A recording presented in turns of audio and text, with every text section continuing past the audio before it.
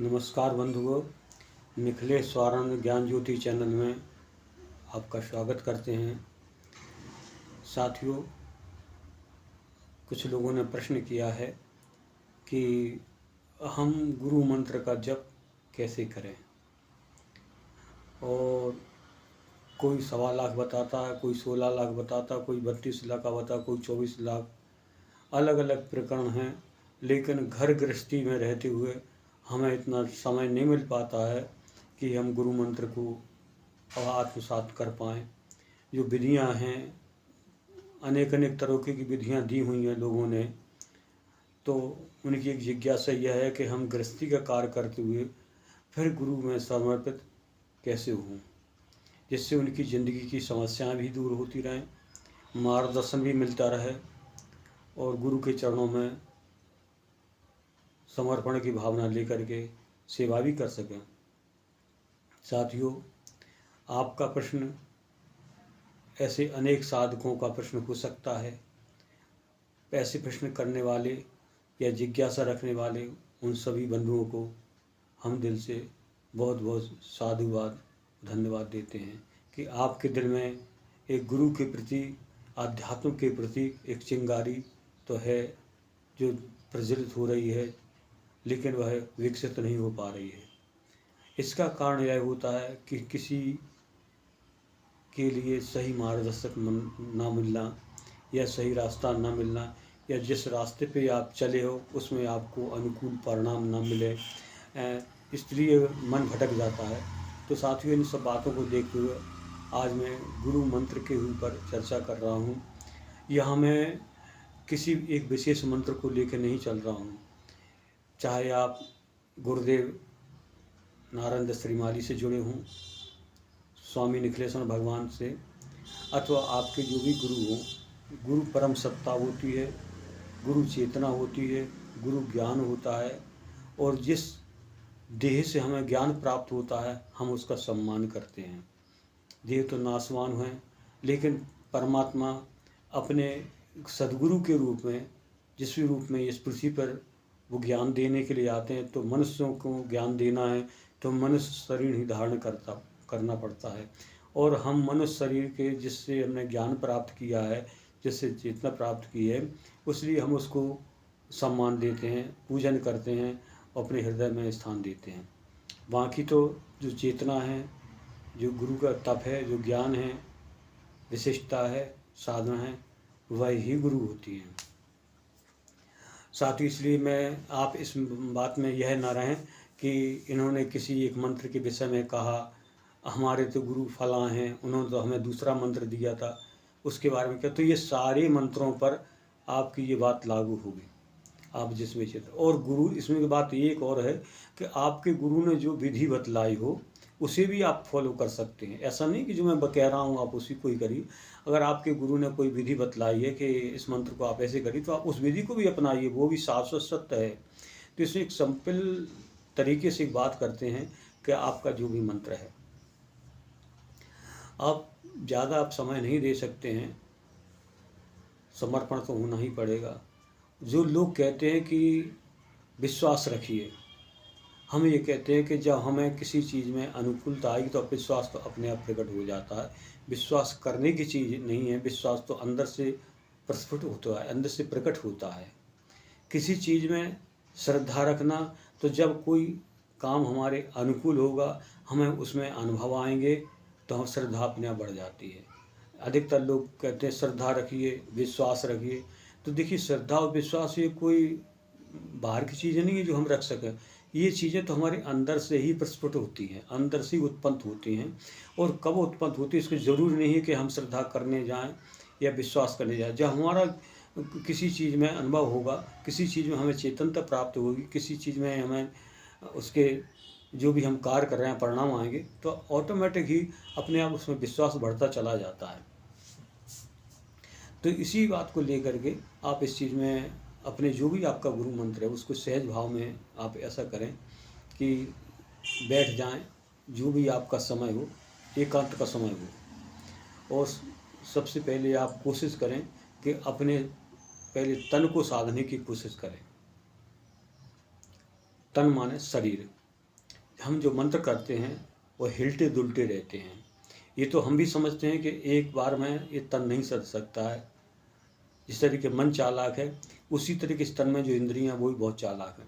वो आपको किसी एक जगह नहीं टिकने देंगे। इसलिए आप अपने घड़ी के टाइम से, चाहे मोबाइल में टाइमर लगा लें अथवा घड़ी देख लें, उसमें सोचिए कि मैं 1 मिनट तक बिल्कुल शांत भाव से बैठूंगा।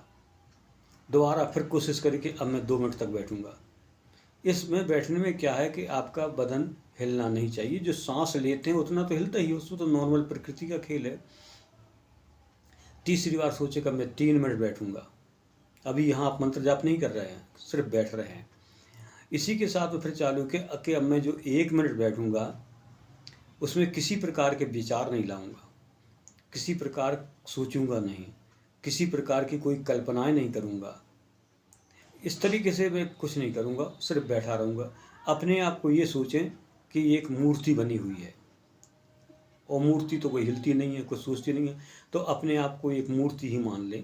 उस मूर्ति जैसी अवस्था में आप कितनी देर बैठ सकते हैं, ईमानदारी के तौर पर। अगर आप बैठे हैं, आपकी कल्पनाएं चल रही हैं, सोच रहे हैं, तो फिर आपका बैठना बेकार है, इसका कोई रिजल्ट नहीं आएगा सामने। इस तरीके से आप कोशिश करें 5 मिनट, 10 मिनट। अगर आप 5 मिनट ही बैठ लेते हैं तो ये आपके लिए बहुत ज़्यादा लाभप्रद हो जाएगा। यूँ तो बैठने को तो आधा घंटा 1 घंटे बैठते हैं लोग, लेकिन मैं वहाँ तक की बात नहीं कर रहा हूँ। अगर आप 5 मिनट भी निर्विकार, निर्विकल्प, निष्पन्द तरीके से अगर आप बैठते हैं तो ये आपके लाभकारी होगा। अब यहाँ आते कि मंत्र जप। तो मंत्र जप में मैं अभी पूजा की विधि पे नहीं जा रहा हूँ, बिल्कुल साधारण विधि पे जा रहा हूँ। अब इसमें आप जो है मंत्र जप करना, तो सबसे पहले एकदम आदमी क्या है कि वीडियो देखता है, किसी के प्रवचन सुने तो एकदम से वो संत बनना चाहता है, एकदम से तपस्वी बनना चाहता है। लिया माला उठाई और अपने मंत्र जप, या जो भी जप कर रहा है अपनी बढ़िया हाथों की मुद्रा बनाने लगे, तन करके बैठ गए, तो ठीक है, वो भी करते हैं, उनकी भावना है। लेकिन विशेषता रही है कि सबसे पहले आप जो कोई भी मंत्र हो, उस मंत्र के लिए आप उन देवताओं को प्रणाम करें, गुरु को प्रणाम करें, और जहाँ आप बैठे हैं उस स्थान के देवता को, भले आपको पता नहीं है कौन सा देवता है, कण कण में शक्ति का वास है, उन्हें प्रणाम करें। अपने इष्ट देवी देवता को मन ही मन प्रणाम करें और माला से जप करें। अब यहाँ आप आकर कौन सी माला लें, तो देखिए माला जो आपके पास उससे ही आप कर सकते हैं। लेकिन कुछ विधियाँ हैं, जैसे अगर आप सोचें कि रुद्राक्ष की माला से और आप लक्ष्मी का जाप करें, तो ये थोड़ा सा नियम के विपरीत है। उसके लिए कमलगट्टी की माला, लेकिन कमलगट्टी की माला पे आप, यानी कि माला आप जो चाहें वो ले सकते हैं, विधि के अनुसार ही लें। यहाँ विशेष माला का इसलिए उच्चारण नहीं कर रहा हूँ कि पता नहीं आपका मंत्र कौन सा है और कौन सी माला यूज करते हैं, इसलिए आपके ऊपर ही ये स्वीकार्यत्मक भाव है कि आप किसको स्वीकार कर रहे हैं। और माला नहीं है आपके पास तो आप अपने मन से ही सोच लें कि अब मैं जो है 10 मिनट, 15 मिनट, 20 मिनट जप करूँगा। तो अब आप मंत्र शुरू करते हो तो सबसे पहले आप जो भी मंत्र शुरू करते हैं उसको उच्चारण की दृष्टि में करें, उच्चारण की दृष्टि में करें, क्योंकि शुरू में मन से करेंगे तो मन भटक जाएगा। तो पहले आप मुख से मंत्र जप करें, लेकिन इतना तेज ना करें कि दूसरे को व्यवधान उत्पन्न हो, इतना धीमा भी ना करें कि उसका कोई वाइब्रेशन ही ना बने, मतलब अपने आप को सुनाई पड़ना चाहिए। आप मंत्र जप इस तरीके करें। एक बात इसमें विधियाँ आती हैं, मुख से उच्चारण करते हैं। एक विधि ये आती है कि हम उच्चारण करते हैं 2, 4, 6 बार और फिर सांस लेते हैं, फिर उच्चारण कर फिर सांस लेते हैं, तो ये सामान्य विधि। इसमें एक ये होती है कि अनवरत।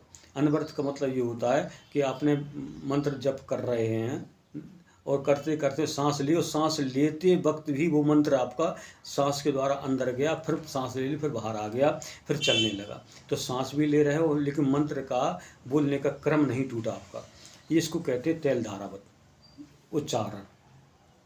ऐसे आप करें तो आप 5 मिनट करें, 10 मिनट करें, ये आपके, लेकिन जितनी बार आप कर रहे हैं उसमें इस बात का ध्यान रखें जो आप मंत्र कर रहे हैं वही मंत्र या तो आप मानसिक तौर पे कल्पना के द्वारा उसको लिखिए, कल्पना के द्वारा लिखिए जो भी मंत्र आपका है, कि आप लिख भी रहे हैं, उसमें क्या होगा कि मन जो भटकने की कोशिश करेगा, उसे तुमने काम दे दिया कि बेटा मंत्र लिख तू।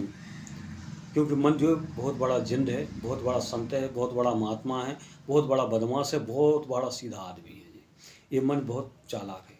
तो इसलिए यही मंत्र आपको राक्षस बना देगा, यही देवता बना देगा, यही भगवान से मिला देगा, यही आपकी अधोगति कर देगा। तो मन जो है इसको ऊर्ध्वगति करने के लिए इसे काम दे दो कि तुम जो है मानसिक तौर पे ये मंत्र लिखिए आप। तो जो मंत्र लिख रहे हैं उसको आप मन में उच्चारण भी कर रहे हैं, जीभ से उच्चारण कर रहे हैं, इस तरीके से करेंगे तो ये आपको लाभप्रद होगा। और इसमें एक बात और है कि इसमें अगर आप ये कहते हैं मैं ये जो काम कर रहा हूँ इसलिए कर रहा हूँ, संकल्प अगर कर लेते हैं, या मान लो कोई आप इस व्यक्ति सोचते कि मेरा ये काम हो जाना चाहिए, तो इस काम में तो ठीक है परमात्मा कर देता है, लेकिन आपको वो लाभ प्राप्त नहीं होगा, वो आप गुरु के किनारे नहीं पहुँच पाएंगे। ये अनासक्त भाव से होने, किसी तरीके की आपको किसी चीज़ आसक्ति ना हो। जब सारी आपने आसक्ति परमात्मा को दे दी, गुरु को दे दी, तो फिर आपके पास बचा क्या है? सिर्फ कर्म बचा है। तो वही आप कर्म कर रहे हैं। आप अपने इस तरीके से जप करिए।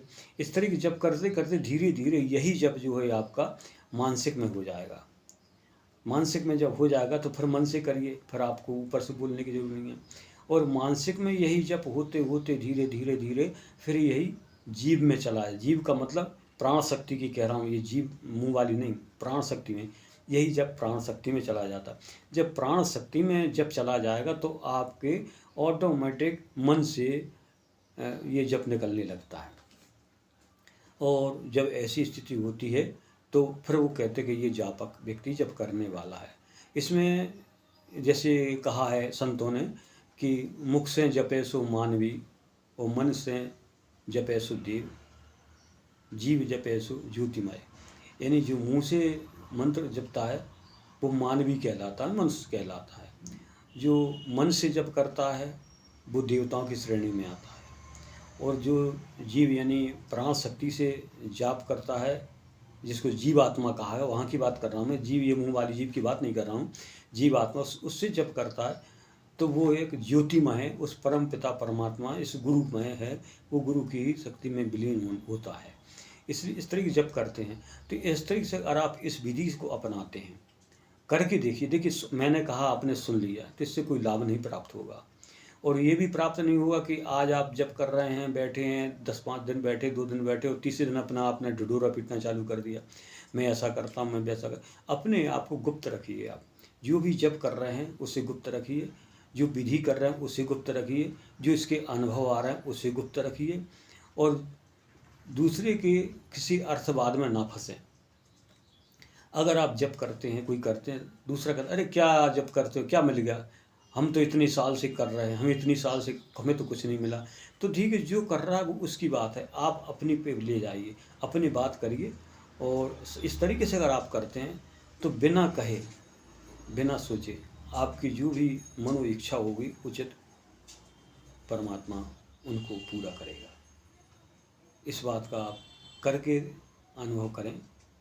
कहने सुनने की तो बातें तो बहुत होती हैं। और गुरु जो नाम है, गुरु मंत्र है, इसको कहा गया सदगुरु नाम जहाज है, चढ़े सो उतरे पार। लोगों ने, संतों ने इतनी बड़ी बात बोल दी है, लेकिन इस व्यक्ति को आदमी स्वीकार नहीं कर पाता है।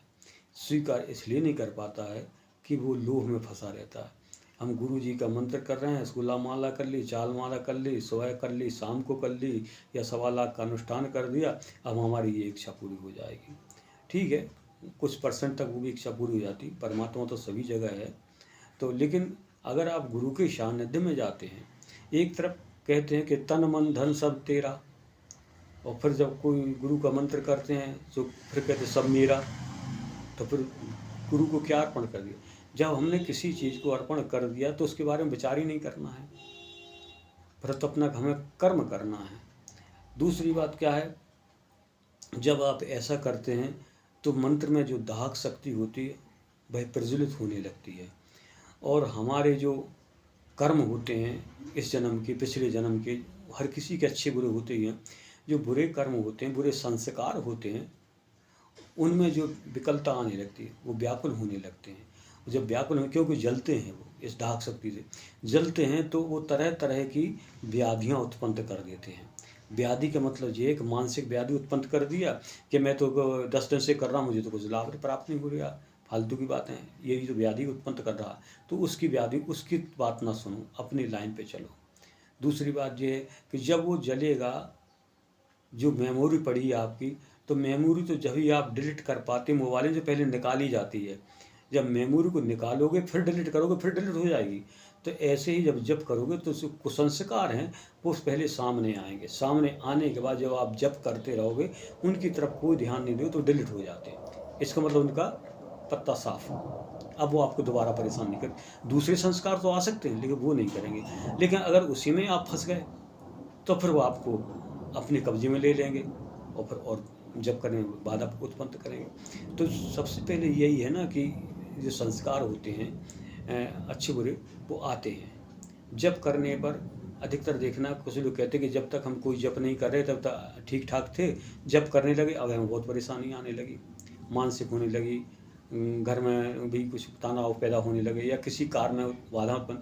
इसका कारण यही है कि आपके जो कुसंस्कार हैं वे कुसंस्कार जल रहे हैं और आपको रोकने के लिए ये सब प्रोग्राम बना रहे हैं।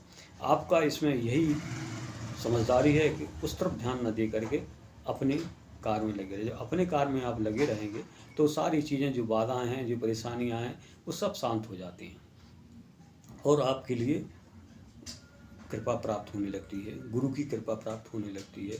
आपकी जो भी समस्या हैं वो भी सब हल होने लगती हैं। तो इस तरीके से आप इसमें किसी प्रकार का मैं पूजा पाठ का विधान नहीं बतला रहा हूँ, एक सिंपल बात कर रहा हूँ कि आप इस तरीके से तो करिए। अगर आप इस तरीके से मान लीजिए आपने जो भी किसी तरह के विचार नहीं किया कि कोई मैं मतलब संकल्प नहीं ले रहा हूँ, मेरी सभी समस्याएं परमात्मा प्रभु गुरुदेव आप ही जाने, और इस विधि से करते हैं आप, तो जहाँ तक विश्वास है हमें कि गुरुदेव आपकी समस्याओं का हल अवश्य देंगे, क्योंकि गुरु जो पूर्ण ब्रह्म होता है। व्यक्ति कितना गुरु में समर्पित हो रहा है, इस बात को कहा है लोगों ने कि गुरु गोविंद दो एक हैं। गोविंद का मतलब एक मत पकड़िए कि गोविंद भगवान कृष्ण या किसी भी, गोविंद का एक परम सत्ता से बात कही गई कि परम सत्ता और गुरु एक ही हैं। तो गुरु गोविंद दो एक हैं, दोनों एक अहू माई, और काहू खो दो दिखते हैं, काहू को एक नाही। किसी को वो दो दिखते हैं कि ये गुरु हैं, ये परमात्मा है, किसी को ये दिखते हैं कि गुरु परमात्मा कुछ नहीं है, किसी को ये दिखते हैं कि नहीं वही गुरु हैं, वही परमात्मा, सब एक। जब गुरु और परमात्मा एक हो गए तो हम भी तो उस परमात्मा के अंश हैं, हम कहाँ अलग हो जाएंगे। शर्त यही है कि अपने आप को समर्पित करिए उस भावना में, एक को मान के तो देखिए, आप समर्पित होके तो देखिए। जितने ये आप कर, होता क्या है, आप एक साधना पकड़ते हैं, ये कुछ किया, महीने 2 महीने किया, छोड़ दिया, वो भी ढंग से नहीं कर पाते। अगर आप ढंग से मंत्र जप करेंगे तो आप 15 मिनट कर, आधा घंटा करेंगे, 1 घंटा तो बहुत बड़ी बात हो जाती है। अगर आप आधा घंटा करेंगे सही तरीके से, 15 मिनट करेंगे तो आप इसका अनुभव खुद ही प्राप्त कर लेंगे। ये बात अलग है कि आप देखने दिखाने को कर रहे हैं लेकिन मन आपके काबू में नहीं है, मन कहीं भाग रहा है, शरीर कहीं भाग रहा है, विचार कहीं भाग रहे हैं। तो ऐसे करने से आप तो चाहे पूरी ज़िंदगी करते रहो, कोई कुछ भी प्राप्त नहीं होगा। भले ही फिर आप शास्त्र को दोष दो, गुरु को दोष दो, मंत्र को दोष दो, या अपने आप को दोष दे दो। तो इन सब करने से विधि से आप करिए और इसको अनासक्त भाव से करिए। किसी तरीके मन में लाभ हानि का विचार नहीं रहे। ये सोचो कि हमें बहुत बड़ी एक आशीर्वाद प्राप्त हुआ कि इस जन्म में हमें गुरु प्राप्त हुए और गुरु का जो गुरु ने मंत्र दिया वही शाश्वत सत्य है, उसका हम जप कर रहे हैं और समर्पित भाव से कर रहे हैं। जब तक आप समर्पित भाव से नहीं करेंगे, होता क्या है कि मंत्र करते हैं, आप छवि किसी की सामने लाते हैं तो छवि तो हट जाएगी ना। इसलिए जिसका मंत्र कर रहे हैं, जो गुरु मंत्र, उसी को आप ध्यान में लाइए, उसी मंत्र का ध्यान कीजिए। आप उसी मंत्र का ध्यान कीजिए, जो भी आपका मंत्र है उसी मंत्र का ध्यान कीजिए, उसी मंत्र को जपिए आप। ऐसा आप करेंगे तो वो लाभप्रद हो जाएगा। तो गुरु मंत्र के प्रति एक साधना की छोटी सी मैंने चर्चा आपके सामने रखी है। उम्मीद करता हूँ कि जो भी साधक हैं उनको इससे लाभ प्राप्त होगा। इन्हीं सब बातों के साथ में सभी साधकों को हृदय से धन्यवाद करता हूँ कि आप हमारे इस चैनल को देखते हैं और सब भाषा में कमेंट भी करते हैं। इसके लिए हम बहुत बहुत आभारी हैं। सभी माताओं बहनों के आभारी हैं कि आप इस चैनल को देखती हैं, लाइक करती हैं, सब्सक्राइब करती हैं। आपका बहुत प्यार मिल रहा हमारे लिए। इन्हीं शब्दों के साथ सभी को मेरा प्रणाम।